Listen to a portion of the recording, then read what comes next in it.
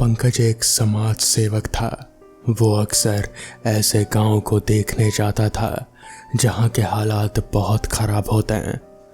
ऐसे ही एक गांव में पंकज वहां के हालातों का जायजा लेने के लिए गया। उस गांव के सड़कों की हालत इतनी खराब थी कि वहां एक गाड़ी तो क्या, एक इंसान तक पैदल नहीं चल सकता था। वहां ना पानी की व्यवस्था थी, ना बिजली की। गांव के लोग दिन में ही पास के घने जंगल में बने तालाब से पानी भर लाते हैं। रात के वक्त अगर पानी खत्म हो जाए तो कोई बाहर निकलने की हिम्मत नहीं करता। एक तो रात के वक्त जंगल से जंगली जानवर गांव में घुस आते हैं, तो दूसरी ओर गांव के स्थानीय लोगों का कहना था कि चुड़ैल रात को जंगल में विचरण करती है। वो जब गांव में आती है तो बड़ी भयानक आवाजें निकालती है। जो कोई भी पुरुष उस चुड़ैल को दिखाई देता है वो उसे उठाकर जंगल में ले जाती और अगले दिन जंगल में उस पुरुष का कंकाल पड़ा हुआ मिलता। जब पंकज उस गांव में गया तो चारों ओर सन्नाटा पसरा हुआ था। उसको देखते ही गांव के लोग अपने घरों का दरवाज़ा बंद कर लेते हैं। पंकज ये सब देखकर आश्चर्य हुआ कि गांव में इतना सन्नाटा छाया हुआ है। न कोई बच्चा है और ना ही कोई महिला, पुरुष ही बाहर दिखाई दे रहे हैं। वो जिस किसी के घर का दरवाज़ा खटखटाता वो पंकज को देखकर झट से दरवाज़ा बंद कर लेता। वो गांव के बारे में जानकारी लेता तो किससे लेता, सब उसको देखकर दरवाज़ा बंद कर लेते हैं। आखिरकार पंकज की मेहनत रंग लाई। उसने एक घर का दरवाज़ा खटखटाया तो एक सफ़ेद कपड़े पहने महिला ने दरवाज़ा खोला। उस महिला ने पंकज को बैठने के लिए एक चटाई दी। उस महिला ने अपनी बेटी को पानी लाने को कहा। जब उसकी बेटी पानी लेकर आई तो सफ़ेद कपड़ों में देख पंकज उसे आश्चर्यचकित रह गया। पंकज ने उस महिला से पूछा, ये सब आप लोगों के साथ कैसे हुआ? उस महिला ने पंकज को बताया, यहाँ हम ही विधवा नहीं हैं, बल्कि सब घरों में महिलाएं सफ़ेद कपड़ों में ही मिलेंगी। यहाँ कोई भी पुरुष नहीं बचा। जो बचे हैं वो भी पता नहीं कितने दिनों तक बचे रहेंगे। वो चुड़ैल वो सबका शिकार कर ले गई। चुड़ैल का नाम सुनकर पंकज ने उस महिला से कहा, कोई चुड़ैल या भूत प्रेत नहीं होते हैं, ये सब झूठ बातें हैं। मुझे तो लगता है कि ज़रूर कोई महामारी फैली है, इसीलिए ये सारी मौतें हो रही हैं। उस महिला ने पंकज की बात को काटते हुए कहा, अगर महामारी फैली है तो सिर्फ पुरुष ही क्यों मारे जा रहे हैं, महिलाएं क्यों नहीं? उस औरत का जवाब सुन पंकज चुप हो गया और सोच में पड़ गया कि ऐसा कैसे हो सकता है। एक चुड़ैल सिर्फ पुरुषों को ही अपना शिकार क्यों बनाती है? पंकज ने उस महिला से पूरी कहानी जाननी चाहिए। उस महिला ने बताना शुरू किया, बात आज से 5 साल पहले की है। हमारे गांव का ही एक पुरुष पास के गांव की एक कन्या को ब्याह कर लाया। वो लोग जब रात के समय जंगल के रास्ते से बैलगाड़ी से अपनी दुल्हनिया के साथ आ रहा था, उसके घर के पास ही कुछ लुटेरों ने उन दोनों से गहने जवाहरात लूटकर दोनों की हत्या कर दी और उन लुटेरों ने उनकी लाशों को बीच गांव में लाकर ज़मीन पर जला दिया। कहते हैं कि वो कन्या अब चुड़ैल बन गई है और वही पुरुषों से अपना बदला लेने के लिए उन्हें मार रही है। उस महिला ने पंकज से कहा, साहब दिन ढलने वाला है, इससे पहले कि उस चुड़ैल का तांडव शुरू हो जाए आप यहाँ से निकल जाइए। पंकज को उसकी बातों पर विश्वास नहीं हो रहा था। पंकज को भूत प्रेत पर बिल्कुल भी विश्वास नहीं था। वो उस महिला के कहने पर उस गांव से चला गया। उसने शहर पहुंचते ही सरकारी दफ्तरों में जाकर उस गांव के बारे में बात की। पंकज ने उस महिला की कही हुई बात सरकारी कर्मचारी को बताई। उस कर्मचारी को भी पंकज की बात पर विश्वास नहीं हुआ। उस कर्मचारी ने कहा, मैं उस गांव में एक सिपाही की ड्यूटी लगाता हूं जो रात दिन उस गांव की चौकसी करेगा। ज़रूर गांव वालों को कोई वहम हुआ है, वहां कोई खूंखार लुटेरों का गैंग काम कर रहा है जो वहां के लोगों के साथ लूटपाट कर उनकी हत्या कर रहा है। अगले ही दिन एक सिपाही उस गांव में चला गया। एक रात वो सिपाही अपने गांव में ड्यूटी दे रहा था। मोबाइल फोन पर गाने सुनते हुए वो एक पेड़ के नीचे बैठा हुआ था। चांदनी रात थी। उस सिपाही ने अपने फोन के कैमरे से चांद की फोटो लेनी शुरू की। अभी वो फोटो खींच ही रहा था कि उसे एक खूबसूरत स्त्री दिखाई दी। उसने उस औरत से बातचीत करने की कोशिश की। वो औरत कुछ उदास सी नजर आ रहे थे। सिपाही ने पूछा कि आखिर क्या बात है, तो उस औरत ने बताया कि दरअसल उसके पति ने उसे घर से बाहर निकाल दिया है और वो आज की रात उसे रुकने के लिए कोई जगह चाहिए। सिपाही को जो कमरा दिया गया था उसे दिमाग में रखते हुए उसने उस औरत से कहा, अगर आपको कोई दिक्कत नहीं है तो मेरा एक कमरा है, आप वहाँ रुक सकते हैं। मैं तो रात भर यहीं रहूँगा, गांव की पहरेदारी करता रहूँगा। ये सुनकर उस औरत ने कहा, जी ज़रूर। जिसके बाद वो सिपाही उस औरत को अपने कमरे में ले गया। उसने उस औरत को वहीं पर सोने को कहा। वो कमरे से बाहर निकल आया, मगर उसने देखा कि खिड़की से कमरे का लालटेन अभी भी जल ही रहा है। उसने खिड़की से आवाज लगाते हुए उस औरत से कहा, लालटेन बंद कर दीजिए अगर कोई दिक्कत नहीं है तो। ये सुनते ही उस औरत ने वहीं से लेटे लेटे अपना लंबा हाथ करीब कमरे से 8 फीट दूर लालटेन की ओर बढ़ा दिया और फिर लालटेन बंद कर दिया। ये देखकर सिपाही की हक्की बक्की गुल हो गई। उसे कुछ समझ में नहीं आ रहा था कि आखिर एक औरत का हाथ इतना लंबा कैसे हो सकता है, मगर वो अब इतना ज़रूर समझ गया था कि ये कोई औरत नहीं बल्कि ये वही चुड़ैल है जिसके बारे में गांव वाले बातें करते हैं। वो अब ये समझ नहीं पा रहा था कि अब वो करे तो करे क्या। वो तुरंत ही पीछे मुड़ा वहां से भागने के लिए, मगर पीछे वही चुड़ैल खड़ी थी। अगली सुबह जब सिपाही कोई रिपोर्ट नहीं दे पाया तो फिर कुछ लोगों को सिपाही के कमरे में भेजा गया। वहीं कमरे के बाहर सिपाही की लाश पड़ी मिली। लाश क्या, वो बस कंकाल थे।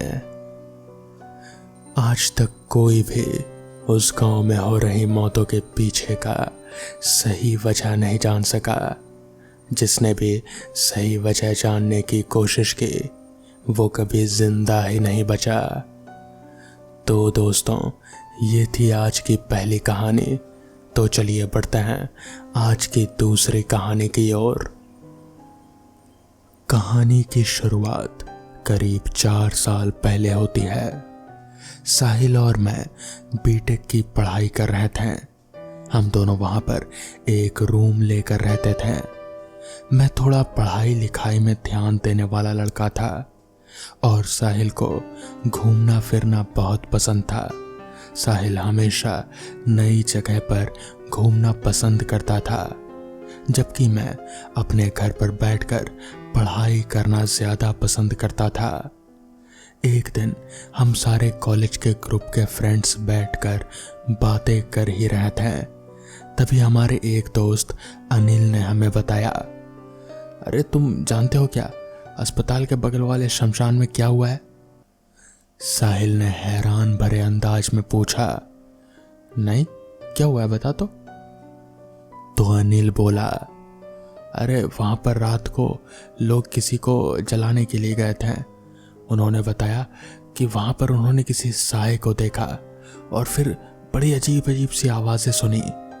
वो लोग एकदम डरे हुए थे और फिर बॉडी को बहुत मुश्किल से ही वो लोग जलाकर तुरंत वहां से निकल गए। अनिल ने आगे जारी रखते हुए बताया कि किसी तरीके से कल रात वो और उसके दोस्त भी वहां पर गए थे, लेकिन उन्हें वहां पर कुछ भी अजीब महसूस नहीं हुआ, जिसकी वजह से वो वापस लौट आए। उसने बताया, हम सब ने वहां पर कुछ महसूस तो नहीं किया, मगर आवाज़ें बड़ी अजीब सी आ रहे थे। अब सच कहूँ तो हमें भी थोड़ा डर तो लग ही रहा था, इसलिए हम लोग वहां से वापस आ गए। बस फिर क्या था, उसके बाद तो साहिल के दिमाग में बस उसी जगह की बातें घूमने लगी। जब हम लोग अपने रूम पर वापस आए तब साहिल ने मुझसे कहा, चलना आदित्य, आज हम लोग भी उसी शमशान में चलते हैं, देख कर आते हैं कौन सा नया भूत आया है इस शमशान में।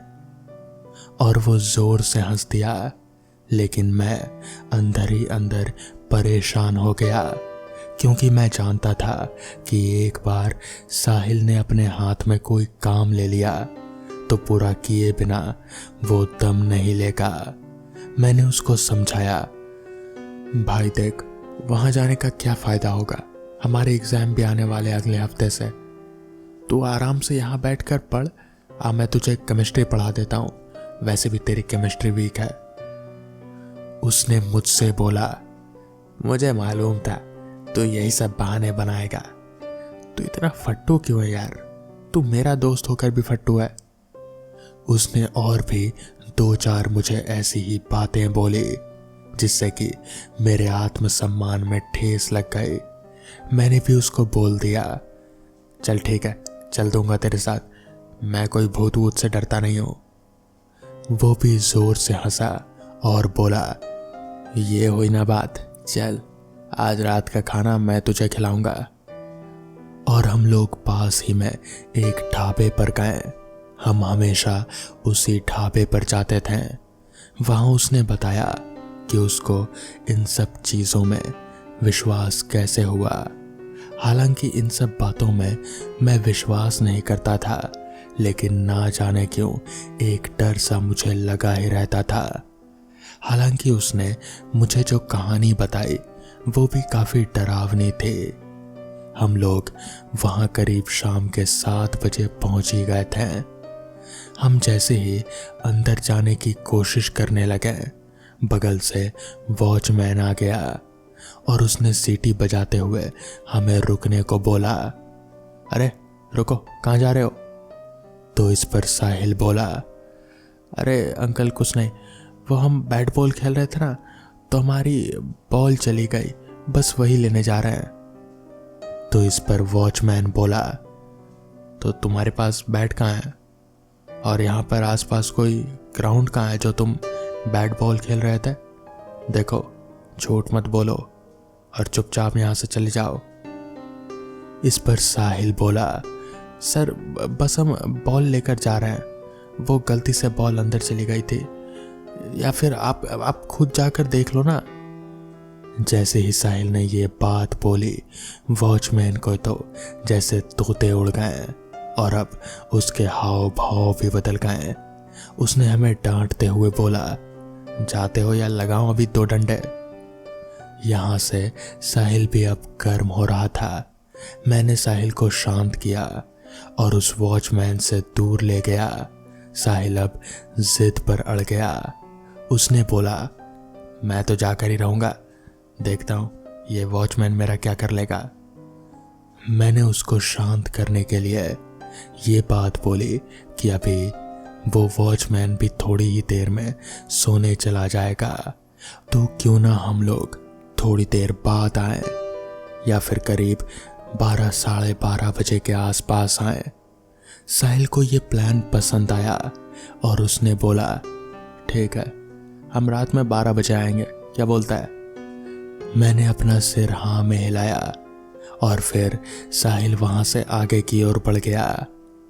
मैंने अपने सिर पर हाथ रख लिया और मैंने सोचा, अरे यार, मैंने तो अपने ही पैर पर कुदाली मार ली। एक तो शमशान, ऊपर से रात 12 बजे। मेरी मती मारी गई थी जो मैंने साहिल को यह आइडिया बता दिया। इसी बीच मैं साहिल को कई बार मना रहा था, लेकिन साहिल अपने फैसले पर पूरे तरीके से अड़िग था। और आखिरकार वो घड़ी आ ही गई जब हमें शमशान के लिए निकलना था। आमतौर पर जहां हम रहते थे वहां पर 12 बजे भी चहल पहल रहती है, लेकिन आज ना जाने क्यों एक अजीब सा सन्नाटा पसरा हुआ था। साहिल ने अपनी साइकिल उठाई और मैं साइकिल के पीछे बैठा और हम दोनों शमशान के लिए चल दिए। हॉस्पिटल तक तो स्ट्रीट लाइट चल ही रहे थे, लेकिन जहां से शमशान की बाउंड्री स्टार्ट होती थी वो पूरा इलाका पूरा तरीके से एकदम काला था। वहां एक भी लाइट नहीं थी। हालांकि वो एक मेन रोड था, लेकिन इस वक्त भी वहां पर घोर सन्नाटा फैला था। मैंने इस काली रात को देखते हुए साहिल को एक बार फिर चेताया, भाई देख ले, हम इतना बड़ा काम करने जा रहे हैं, तू रेडी तो है? इस पर साहिल ने जवाब दिया, मैं हमेशा रेडी रहता हूं, तू बता तेरे अंदर क्या चल रहा है? मैंने बोला, देख मुझे डर तो नहीं लगता, मगर मैं अंदर नहीं चल सकता यार। देख मैं बाहर ही खड़ा रहूंगा, अगर कोई आया तो मैं तुझे बता दूंगा। साहिल ने भी हाँ कहा और वो बेचारा शमशान के अंदर चला गया। थोड़ी दूर तक तो मैं उसको देख पा रहा था कि वो अपनी फ्लैश लाइट चलाकर बिल्कुल शमशान के बीचों बीच जा रहा था। थोड़ी देर बाद वो रोशनी भी दिखने गायब थी कि तभी मैंने आवाज सुनी, कोई सीटी बजा रहा था। मैंने अंदर हल्की सी आवाज लगाई, साहिल साहिल कोई आ गया है, ए साहिल जल्दी बाहर आ। लेकिन अंदर से कोई भी आवाज नहीं आई। मैंने थोड़ा और तेज आवाज में बोला, साहिल साहिल कहाँ है तू? मेरी आवाज सुनकर वॉचमैन दौड़कर मेरी तरफ आया। उसने मुझसे बोला, तू यहां पर क्या कर रहा है? तुझे बोला था ना यहां नहीं आने को, समझ में नहीं आता क्या? मेरे मुंह से कोई आवाज नहीं निकली। उस वॉचमैन ने मेरी तरफ निगाह डालते हुए कहा, अरे तुम इतने डरे हुए क्यों हो? बताओ क्या हुआ? तुम तो ऐसे डरे हो मानो कोई भूत देख लिया हो। मैंने डरते हुए बोला, मैंने भूत तो नहीं देखा, लेकिन वो भूत देखने गया है। उसने हैरानी भरी निगाह से मेरी तरफ देखा और फिर कहा, भूत देखने गया है? मतलब कौन गया है अंदर? कहाँ गया है? मैंने डरकर सारी कहानी उस वॉचमैन को बता दी। तो इस पर वॉचमैन बोला, अरे यार तुम्हारी मत मारी गई थी क्या? तुम ऐसी जगह पर आते ही क्यों हो? ये कोई पिकनिक मनाने की जगह है क्या? जब देखा यहां पर आ गए मुंह उठाकर। तुम लोग बड़े बेवकूफ हो यार। कल भी तुम्हारे जैसे ही कुछ लड़के आए थे, मैंने उन्हें देखा और डांट कर भगा दिया। वो लोग तो अंदर जाने की हिम्मत भी नहीं कर रहे थे। वॉचमैन अनिल और उनके दोस्तों की बात कर रहा था। वॉचमैन ने बोला, तेरा दोस्त कहाँ है? उसको आवाज लगा। मैंने जोर से आवाज लगाई, साहिल साहिल कहां पर है? जल्दी बाहर आ। लेकिन अंदर से कोई भी जवाब नहीं आया। मैं पूरी तरीके से डर गया था। मुझे पता नहीं था कि साहिल के साथ क्या हो गया है। मैंने कई बार साहिल को पुकारा, लेकिन सन्नाटा पूरी तरह से कायम था। वॉचमैन भी मेरे साथ साथ साहिल को आवाज लगा रहा था। मैं पूरा पसीने में भीग चुका था। मुझे अपने ऊपर शर्मिंदगी महसूस हो रहे थे कि मैं कैसा दोस्त हूं। अपने दोस्त को अकेले ही शमशान में छोड़ दिया। मैं दोस्ती के नाम पर कलंक हूं। मैंने दोस्ती का फर्ज नहीं निभाया। मैं तो डरा हुआ ही था। वॉचमैन की भी सिट्टी पिट्टी गुल थी। हिम्मत करके मैंने वॉचमैन को बोला, अंकल चलो ना, हम चलकर देखते हैं कि क्या हुआ है साहिल के साथ। वॉचमैन ने मेरी तरफ बड़ी हैरान भरी निगाहों से देखा और मुझसे बोला, तुम पागल हो क्या? तुम अंदर जाना चाहते हो? तुम जानते नहीं इस शमशान के बारे में कितनी अफवाहें हैं। यहां जो भी रात में गया वो कभी वापस नहीं लौटा। इस पर मैंने कहा, पर अंकल, मेरा दोस्त अंदर है, मैं उसे ऐसे नहीं छोड़ सकता। मैं जा रहा हूं, बस आप मुझे अपनी टॉर्च दे दीजिए। इस पर वॉचमैन ने मेरी ओर बड़ी हैरान भरी निगाहों से देखा और फिर थोड़ी देर कुछ सोचने के बाद बोला, तुम बच्चे लोग यार बड़े बेवकूफ हो। यहां आ जाते हो, बताओ ये पिकनिक की जगह है। चलो मैं भी तुम्हारे साथ ही चलता हूं। जिसके बाद मैं और वॉचमैन हम दोनों शमशान के अंदर दाखिल हुए। शमशान के अंदर पूरा तरीके से अंधेरा पसरा हुआ था। अंधेरे के अलावा और कुछ भी नहीं था। आसपास बड़े ही जंगल झाड़ थे। मुझे कहीं पर भी आसपास साहिल नजर नहीं आ रहा था। हम लोग आगे बढ़ने लगे। शमशान में बहुत ही अजीब अजीब तरीके की आवाजें आ रही थी। कभी कभी तो ऐसा महसूस हो रहा था कि जैसे कोई औरत रो रही हो। मेरा तो पूरा रोम रोम कांप रहा था। वॉचमैन के भी हाथ थर थर कर रहे थे। हम लोग किसी तरह चलते चलते शमशान के बीचों बीच पहुंचे तो वहीं पर मुझे पास ही में एक टॉर्च पड़ी हुई दिखी जो कि जल रहे थे। शायद यही साहिल की टॉर्च थी। हम लोग भागकर उस टॉर्च के पास गए तो पाया कि साहिल वहीं बगल में ही बेहोश पड़ा हुआ है। हम लोगों ने किसी तरह साहिल को उठाया और फिर उसे होश में लाने की कोशिश करने लगे। हम लोग अभी ये सब कर ही रहे थे कि तभी अचानक ही वो जो औरत के रोने की आवाज़ थी वो एकदम से तेज होने लगी और फिर हमें ऐसा महसूस होने लगा कि जैसे पास के झाड़ियों में कोई खड़ा है और वहां से घूर घूर कर हमें ही देख रहा है। वॉचमैन ने मेरी तरफ देखा और इशारे में कुछ कहा। मैं समझ गया कि वो मुझे क्या बताना चाह रहा है।